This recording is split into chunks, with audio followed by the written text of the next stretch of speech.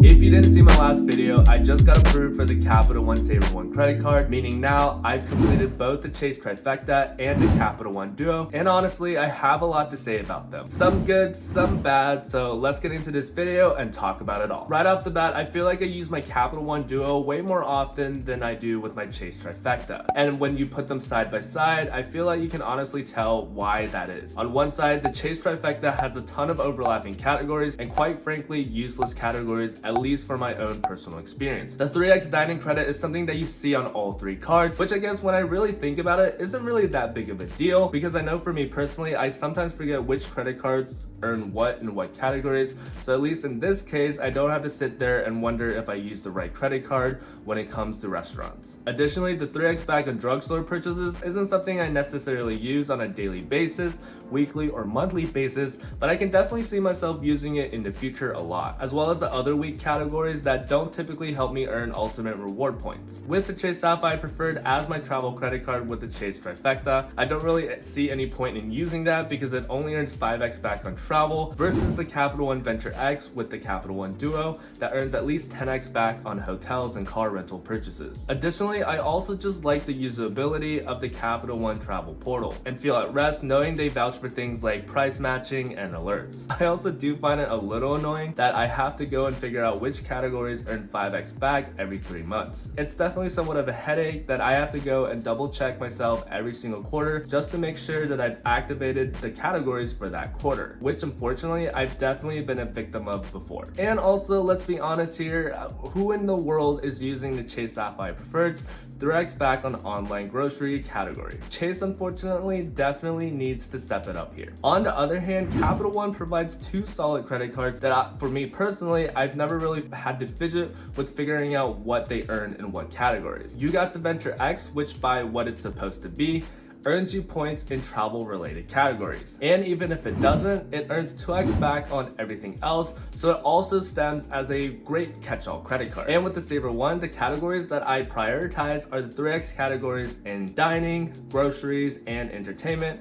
or what I like to call the dating categories. I guess there is also the 3x back on popular streaming services, which is offered by the Capital One Saver One credit card, and confusingly also the Chase Sapphire Preferred. But anyways, tangent aside, these are the credit cards that I use for each category. So for travel, I find myself more often pulling out my Capital One Venture X. It earns 10x back on hotels and car rentals, as well as 5x on flights. I also actually genuinely do like using the travel portal. I find it very easy to use and the overall experience is always pleasant. For groceries, I use my Saver One credit card. For dining, I use my Freedom Flex. For entertainment, I use my Saver One. For streaming services, I use my Preferred. And for right now, because I don't have a dedicated gas credit card, for additional purchases on gas or going to the mall or other categories that doesn't hit any of the multipliers, I find myself pulling out the Ink Business Unlimited more often because I find myself actually using Chase's transfer partners more than Capital One's transfer partners. Which conveniently segues to the next topic that I want to talk about in this video, and that's the whole point of getting multiple factors in the first place: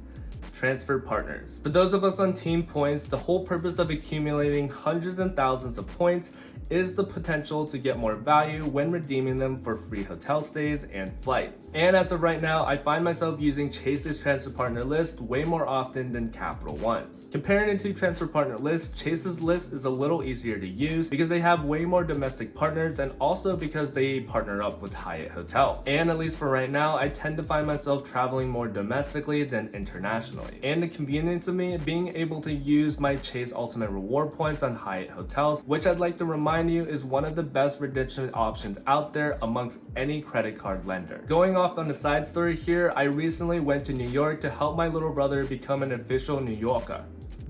Is that the right accent?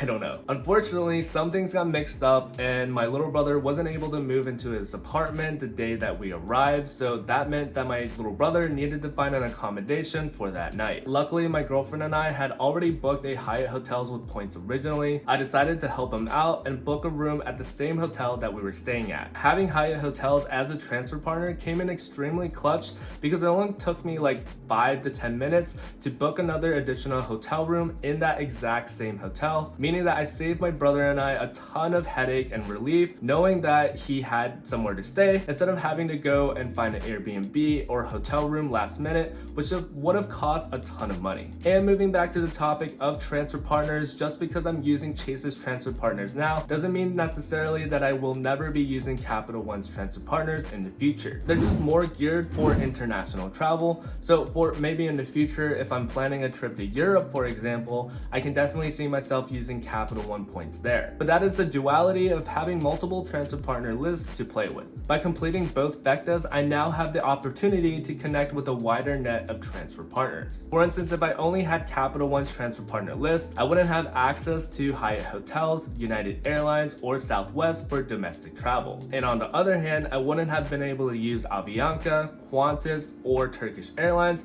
if I only had Chase's transfer partner list. And finally, I do enjoy the additional benefits that each of these Fectas provide me in the form of statement credits. From the Capital One side, I always try to use my $300 travel credit as soon as possible because it's $300 towards my next trip for hotel bookings or flights. Additionally, I also just recently applied for global entry, which my VentureX credit card gives to me for free as a statement credit. And obviously, you always want to go for global entry because it comes with TSA pre-check. I also find myself occasionally using the Uber One membership benefit that comes free with my Saver One credit card whenever I need it for Uber purchases. On Chase's side, I find myself using the $10 GoPuff credit every single month. I am fortunate enough to live in an area that is super close to a GoPuff location. I typically use energy drinks, so I typically buy $10 worth of energy drinks, go over while I'm running errands and pick it up so that I don't incur any additional fees. The $50 hotel statement credit that the Chase Sapphire Preferred provides every single year is also a great benefit to have whenever I book hotels with Chase's travel portal. But anyways, to wrap up this video, I don't think there's ever going to be a clear winner as to which credit card lender is the best and which credit card lender is the worst. If you plainly look at each lender by what they can offer you in terms of points,